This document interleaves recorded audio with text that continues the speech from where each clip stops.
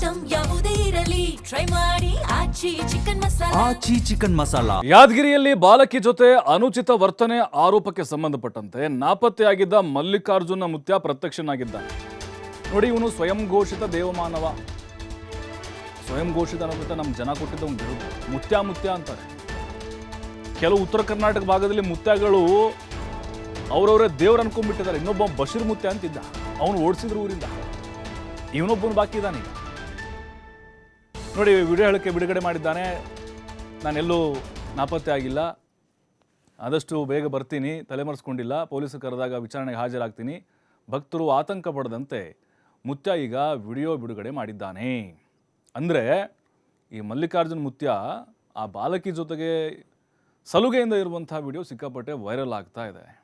ಆ ವಿಡಿಯೋ ನೋಡಿದ್ರೆ ಸಲುಗೆ ಅಂತಲೂ ಅನಿಸುತ್ತೆ, ಬೇರೆ ಥರನೂ ಅನಿಸುತ್ತೆ, ಬ್ಯಾಡ್ ಟಚ್ಚು ಗುಡ್ ಟಚ್ ಅಂತ ಇರುತ್ತೆ.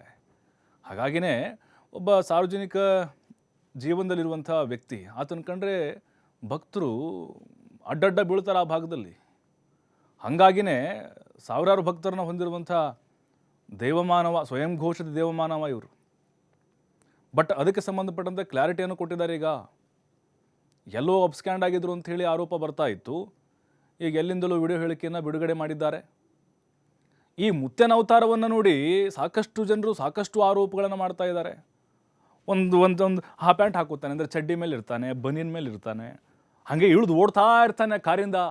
ಅವನ ಹಿಂದೆ ಹಾಗೆ ನಮ್ಮ ಭಕ್ತರು ಓಡ್ತಾ ಇರ್ತಾರೆ. ನಾವು ಅದಕ್ಕೆ ಹೇಳೋದು, ಶಿಕ್ಷಣ ಬಹಳ ಮುಖ್ಯ ಅಂತ. ಅವ್ರು ಒಳ್ಳೆ ಕೆಲಸ ಮಾಡಿದರೆ ಖಂಡಿತವಾಗ್ಲೂ ನಾವು ಹೊಗಳ್ತೀವಿ. ಅಲ್ಲಿ ಅವ್ರ ಮಠದಲ್ಲಿ ಭೋಜನ ವ್ಯವಸ್ಥೆ ಇರುತ್ತೆ, ಅದಕ್ಕೆ ನಮಗೆ ಓಕೆ. ಆದರೆ ಇಂತಹ ಕೆಲಸಗಳೇನಿದ್ದಾವೆ, ಈ ಆರೋಪ ಏನಿದೆ, ಸೋಷಿಯಲ್ ಮೀಡಿಯಾದಲ್ಲೂ ಕೂಡ ಸಾಕಷ್ಟು ಪರ ವಿರೋಧ ಬರ್ತಾ ಇದೆ. ನಮಸ್ಕಾರ, ನಾನು ಮಾಲ್ರೋಜಾ ಮಲ್ಲಿಕಾರ್ಜುನ ಮುತ್ಯ ಮಾತಾಡೋದು. ಏನಪ್ಪ ಅಂದ್ರೆ ಈ ವಿಷಯ ನನ್ನ ಶ್ರೀ ಮಠದ ಭಕ್ತಾದಿಗಳಲ್ಲಿ ಏನು ಹೇಳೋದಂದರೆ, ಯಾವದ ಆತಂಕ ಪಡೋಂಥ ವಿಷಯ ಅಲ್ಲ ಇದು. ಆತಂಕ ಪಡೋ ವಿಷಯ ಏನಿಲ್ಲ ಅಂದರೆ, ನಾನು ಎಲ್ಲಿಲ್ಲ, ನಾನು ಲೋಕಲೇ ಇದ್ದೀನಿ.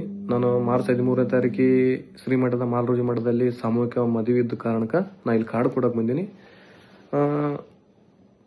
ಮಠಕ್ಕೆ ಪೊಲೀಸ್ ಸಿಬ್ಬಂದಿ ಕರೆ ನೀಡ್ಯಾರಂತ ಕೇಳಿಬಿಟ್ಟೆ. ನಾನು ಖಂಡಿತವಾಗಿ ಅವರು ಯಾವಾಗ ಕರೆ ನೀಡ್ತಾರ, ಯಾವಾಗ ನನಗೆ ಬಾರಂತ ಕೇಳಿಬಿಟ್ಕೊಂತಾರ, ಖಂಡಿತವಾಗಿ ನಾನು ಅವ್ರ ಹತ್ರ ಹೋಗಿ ನಿಲ್ಲಕ ನಾನು ಸಿದ್ಧನಾಗಿದ್ದೀನಿ.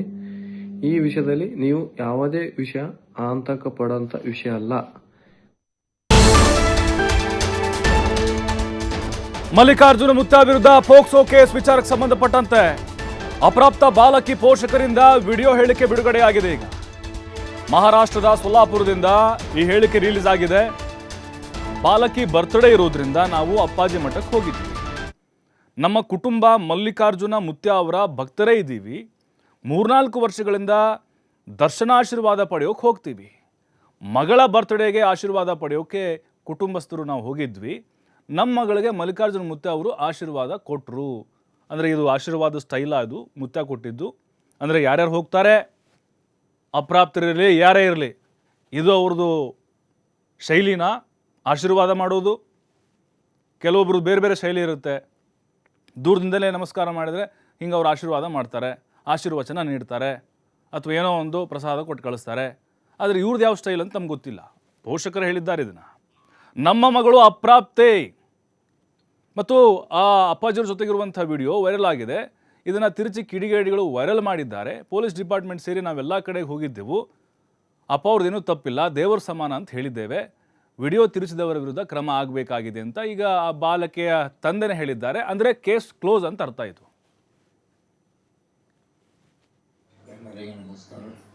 ಎಲ್ಲರಿಗೆ ನಮಸ್ಕಾರ. ನಮ್ಮದು ಪರಿವಾರ, ನಾವು ಮಲ್ಲಿಕಾರ್ಜುನ ಮುತ್ಯ ಅವ್ರದ್ದು ಭಕ್ತಗಳಿದ್ದೇವೆ. ನಾವು ನಾವು 3-4 ಸಾಲ ವರ್ಷ ಆಯಿತು ಅವ್ರ ಕಡೆ ನಾವು ಹೋಗ್ತೇವೆ, ಅವ್ರ ದರ್ಶನಕ್ಕೆ ಹೋಗ್ತೇವೆ, ಅವ್ರ ಆಶೀರ್ವಾದ ತೊಳಗೆ ಹೋಗ್ತೇವೆ. ನಾವು ಲಾಸ್ಟ್ ಟೈಮ್ ನಮ್ಮದು ಬಡ್ಡೆ ಸಾಲಾಗ ಆಶೀರ್ವಾದ ತೊಳಗೆ ನಮ್ಮ ಎಲ್ಲ ಪರಿವಾರ ಹೋಗಿತ್ತಿದ್ದೆವು. ಆಳಾಗ ನಮ್ದು ಏನು ಇದು ಮಗಳ ಬೀಗರ್ ನಮ್ಮ ಸಡಗ್ಯಾನ ಹಾರ ಅವ್ರ ಮಗಳು, ನಮ್ಮದೇ ಮಗಳು ಆಕಿಗೆ ತೊಗೊಂಡು ಅವ್ರ ಆಶೀರ್ವಾದ ರೂಪಿ ಅವರು ಆಶೀರ್ವಾದ ಕೊಟ್ಟರು. ಅದು ಶೂಟಿಂಗ್ ನವ್ವೆ ನಮ್ಮ ಇವರೇ ಮಾಡ್ಯಾರ, ನಮ್ಮ ಮನೆಯವರೇ ಮಾಡ್ಯಾರ, ನಾವೇ ಮಾಡಿದ್ವಿ ಅದು ಶೂಟಿಂಗ್.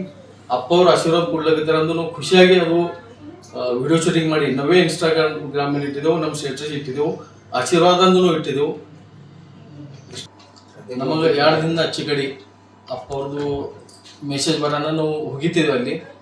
ಅವ್ರದ್ದು ವಿಡಿಯೋ ಏನು ನಮ್ಮ ಮಗಳ ಜೋಡಿ ಏನು ವಿಡಿಯೋ ನಾವು ಇನ್ಸ್ಟಾಗ್ರಾಮ್ ಇಟ್ಟಿದ್ದೆವು, ಅದು ವೈರಲ್ ಆಗ್ಯದ. ವೈರಲ್ ಮಾಡಿ ಎನ್ಕೆ ಮಂದಿ ಅದಕ್ಕೆ ಏನಾರು ಕೆಡಿಸಿ ಯಾರು ಮಾಡ್ಯಾರ ಹಿಂಗೆ ತೇನ ನಾವು ಅಪ್ಪಾಜಿ ಕರನ್ ಹೋಗಿದ್ದೆವು.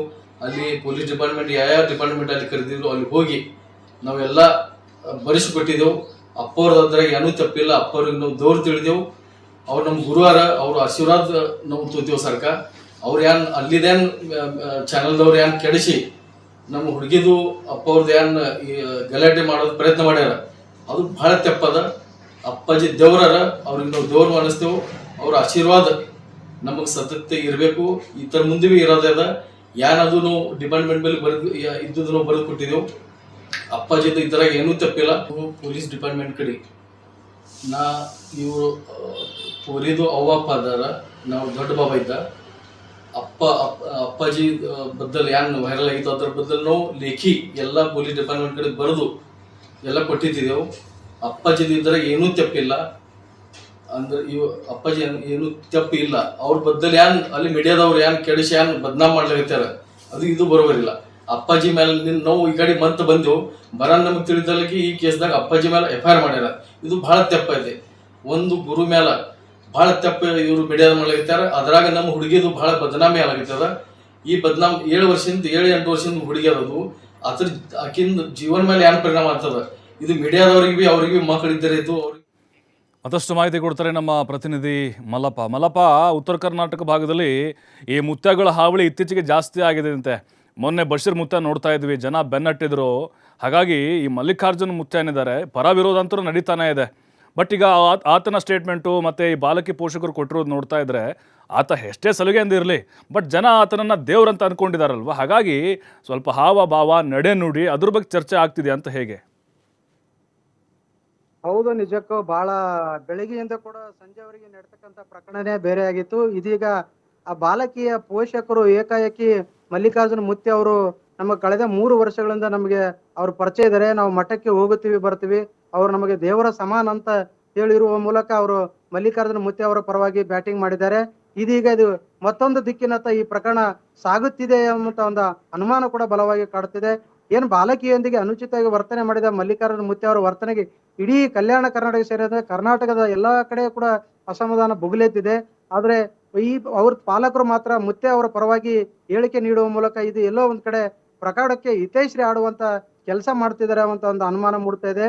ಆದ್ರೆ ಸಣ್ಣ ಮಗುವಿನ ಮೇಲೆ ಈ ರೀತಿಯಾಗಿ ನಡ್ಕೊಂಡದ್ದು ಸರಿಯಲ್ಲ ಎನ್ನುವ ಕಾರಣಕ್ಕಾಗಿ ಮಕ್ಕಳ ಆಯೋಗದ ಮೂಲಕ ಅವ್ರ ಮೇಲೆ ಪೋಸ್ಕೋ ಕೇಸ್ ದಾಖಲ ಮಾಡಿತ್ತು. ಪೋಸ್ಕೋ ಕೇಸ್ ದಾಖಲಾದ ಬೆನ್ನಲ್ಲಿಯೇ ಆ ಮುತ್ಯ ಅವರು ಹೈದರಾಬಾದ್ಗೆ ಪರಾರಿಯಾಗಿದ್ರು, ಅಲ್ಲಿಂದ ತೆಲಂಗಾಣಕ್ಕೆ ತೆಳೆದ್ರು. ಈಗ ಎಲ್ಲೋ ಒಂದ್ ಕಡೆ ಅಜ್ಞಾತ ಸ್ಥಳದಲ್ಲೇ ಕುಳಿತುಕೊಂಡು ಇದೀಗ ವಿಡಿಯೋ ಮಾಡಿ ನಾನು ಎಲ್ಲಿ ಹೋಗಿಲ್ಲ, ನಾನು ಇಲ್ಲೇ ಇದ್ದೇನೆ, ಮಠದಲ್ಲಿ ಸ್ವಾಮಿ ವಿವೇಕ ಕಾರ್ಯಕ್ರಮ ಹಮ್ಮಿಕೊಂಡಿದ್ದೇನೆ, ಆ ಕಾರ್ಯಕ್ರಮಕ್ಕೆ ಕಾರ್ಡ್ ಕೊಡಲು ನಾನು ಇಲ್ಲಿ ಬಂದಿದ್ದೇನೆ ಅಂತ ಹೇಳಿದ್ದಾರೆ. ಆದ್ರೆ ಅವ್ರು ಎಲ್ಲಿದ್ದಾರೆ, ಕಾರ್ಡ್ ಯಾರಿಗೆ ಕೊಡಲು ಹೋಗ್ತಾ ಇದಾರೆ? ಆದ್ರೆ ಈ ಪ್ರಕರಣವನ್ನು ಅವರೇ ಒಂದ್ ರೀತಿ ಎಲ್ಲೋ ಒಂದು ಹಿಂದ್ಗಡೆ ಕುಂತು ಮಾಸ್ಟರ್ ಮೈಂಡ್ ಮಾಡ್ತಾ ಇದ್ದಾರ. ಈಗಾಗಲೇ ಪೋಷಕರು ಹೇಳಿದಂತೆ ನಾವು ಪೊಲೀಸ್ ಸ್ಟೇಷನ್ಗೂ ಹೇಳಿಕೆ ಕೊಟ್ಟಿದ್ದೀವಿ, ಪೊಲೀಸರಿಗೂ ಹೇಳಿಕೆ ಕೊಡ್ತೀವಿ, ಮುತ್ಯ ಅವ್ರ ಪರವಾಗೇ ಇರ್ತೀವಿ. ನಾವು ಯಾವುದೇ ಕಾರಣಕ್ಕೂ ನಾವು ನಮ್ಮ ಮುತ್ಯ ನಮ್ಮ ಮಗುವಿನ ಬಹಳ ಮುದ್ದಾಗಿ ಮಾಡಿದ್ದಾರೆ, ಅವರು ಯಾವುದೇ ರೀತಿಯಿಂದ ಬೇರೆ ದೃಷ್ಟಿಯಿಂದ ನೋಡಿಲ್ಲ. ಇದನ್ನು ಕೆಲವರು ತಪ್ಪಾಗಿ ಸಮಾಜಕ್ಕೆ ತಿರುಚುವ ಮೂಲಕ ನಮ್ಮ ಕುಟುಂಬಕ್ಕೆ ತೇಜೋವಧೆ ಮಾಡುವಂತಹ ಕೆಲಸ ಮಾಡ್ತಾ ಇದ್ದಾರೆ ಅನ್ನೋ ಮೂಲಕ ಪಾಲಕರು ಕೂಡ ಮಹಾರಾಷ್ಟ್ರದಲ್ಲೇ ಕುಳಿತುಕೊಂಡು ಅವರು ಕೂಡ ವಿಡಿಯೋವನ್ನು ಬಿಡುಗಡೆ ಮಾಡಿದ್ದಾರೆ. ಹೀಗಾಗಿ ಈ ಮಲ್ಲಿಕಾರ್ಜುನ ಮುತ್ಯ ಅವರು ಈ ಬೆಳಗ್ಗೆಯಿಂದ ಸಂಜೆವರೆಗೆ ಇದನ್ನು ಭಾರಿ ಅವರು ಎಲ್ಲೋ ಒಂದ್ ಕಡೆ ಕುತ್ಕೊಂಡು ಮಾಡ್ತಾ ಇದ್ರೆ, ತಮ್ಮನ್ನ ರಕ್ಷಣೆ ಮಾಡ್ಕೊಳ್ಳೋಕೋಸ್ಕರ ಒಂದು ಸದ್ದಿಲ್ಲದೆ ಪ್ರಯತ್ನ ತೆರೆಮರೆಯಲ್ಲಿ ಮಾಡ್ತಿರುವುದು ಆ ಪೋಷಕರು ಹೇಳಿರುವಂತೆ ಕಂಡು ಬರುತ್ತದೆ. ಈಗಾಗಲೇ ಇದನ್ನು ತನಿಖೆ ಮಾಡಿದಾಗಲೇ ಸಂಪೂರ್ಣವಾಗಿ ಈ ಪ್ರಕರಣದ ಸತ್ಯಾಂಶ ಹೊರಬರಲು ಸಾಧ್ಯ ಆಗ್ತದೆ. ತನಿಖೆಗೆ ಎಲ್ಲಾ ರೀತಿಯಿಂದ ಎಲ್ಲರೂ ಸಹಕಾರ ನೀಡಿದಾಗ ಮಾತ್ರ ಇದು ಹೊರಬರ್ತದೆ. ಪೋಷಕರು ಕೂಡ ಈ ಬೇರೆ ಹೇಳಿದ್ದಾರೆ, ಆ ಮಲ್ಲಿಕಾರ್ಜುನ ಮುತ್ಯ ಅವರ ಆಡಿಯೋ ಮೂಲಕನೇ ಅವ್ರ ವರ್ತನೆ ಯಾವ ರೀತಿ ಇದೆ ಎಂಬುದು ಜಗಜ್ಜಾಹೀರ ಆಗಿದೆ. ಆದ್ರೆ ಇದನ್ನು ತನಿಖೆ ನಡೆದಾಗ ಮಾತ್ರ ಪೊಲೀಸರ ಮೇಲೆ ಇದೆ ಎಲ್ಲವನ್ನು ಯಾವ ರೀತಿಯಿಂದ ತನಿಖೆ ಮಾಡ್ತಾರೆ ಎಂಬುದು ಅವ್ರ ಮೇಲೆ ಬಿಟ್ಟಿದೆ. ಹೀಗಾಗಿ ಪಾರದರ್ಶಕವಾಗಿ ತನಿಖೆ ನಡೆದಾಗ ಮಾತ್ರ ಅಲ್ಲಿ ತಪ್ಪಿತಸ್ಥರ ಮೇಲೆ ಕ್ರಮ ಕೈಗೊಳ್ಳಕ್ಕೆ ಸಾಧ್ಯ ಆಗ್ತದೆ. ಒಂದು ವೇಳೆ ಪಾರದರ್ಶಕವಾಗಿ ತನಿಖೆ ನಡೆಯಲು ಆಗದಿದ್ರು ಕೂಡ ಯಾವುದೇ ರೀತಿಯಿಂದ ಈ ಪ್ರಕರಣದಲ್ಲಿ ತಪ್ಪಿತಸ್ಥನಿಗೆ ಕ್ರಮ ಆಗೋದಿಲ್ಲ. ಹೀಗಾಗಿ ಇದು ಕಲ್ಯಾಣ ಕರ್ನಾಟಕ ಭಾಗದ ಅಸಂಖ್ಯಾತ ಭಕ್ತರಿಗೂ ಕೂಡ ಎಲ್ಲ ಒಂದ್ ಕಡೆ ಆತಂಕ ಮೂಡಿದೆ. ನಾವು ನಮ್ಮ ಮಕ್ಕಳನ್ನು ಮಠಮಾನ್ಯಗಳಿಗೆ ಕರ್ಕೊಂಡು ಹೋಗ್ಬೇಕಾದ್ರೆ ಅವರನ್ನ ರಕ್ಷಣೆ ಮಾಡೋರು ಯಾರು ಅಂತ ಈ ಒಂದು ಪ್ರಶ್ನೆ ಮೂಡುತ್ತದೆ. ಥ್ಯಾಂಕ್ ಯು ಮಲ್ಲಪ್ಪ ತಮ್ಮೆಲ್ಲ ಮಾಹಿತಿಗಾಗಿ. ನೋಡಿ, ಈಗ ಕರ್ನಾಟಕದಲ್ಲಿ ನಾವು ಬರೋದಾದ್ರೆ ಸಿದ್ದೇಶ್ವರ ಶ್ರೀಗಳಿದ್ದಾರೆ, ಶಿವಕುಮಾರ ಶ್ರೀಗಳಿದ್ದಾರೆ, ಅದರ ಜೊತೆಗೆ ಇನ್ನೂ ಹಲವು ಸ್ವಾಮೀಜಿಗಳು. ನೋಡಿ, ಅವರೆಲ್ಲ ತ್ರಿವಿಧ ದಾಸೋಹಿ ಅಂತ. ಮತ್ತು ಗವಿ ಅಲ್ಲಿ ಕೊಪ್ಪಳದಲ್ಲಿ ಅಲ್ಲಿ ಕೂಡ ಮಠಾಧೀಶರಿದ್ದಾರೆ, ಗವಿಸಿದ್ದೇಶ್ವರರು. ಅಂದರೆ ಈ ಸ್ವಾಮೀಜಿಗಳ ಬಗ್ಗೆ ಅಭಿಪ್ರಾಯಗಳು ಬೇರೆ ಇದೆ. ಆದರೆ ಇಂಥ ಮುತ್ಯಾಗಳ ಬಗ್ಗೆ ನೀವು ಕಮೆಂಟ್ ಸೆಕ್ಷನ್ ಓಪನ್ ಮಾಡಿ, ಇನ್ಸ್ಟಾಗ್ರಾಮ್ಗೆ ಹೋಗಿ, ಅಲ್ಲೇ ಗೊತ್ತಾಗುತ್ತೆ ಇವ್ರ ಹಣೆ ಬರ ಏನು ಅಂತ. ಇಟ್ಟಿದ್ದೆವು, ಆಶೀರ್ವಾದನೂ ಇಟ್ಟಿದ್ದೆವು.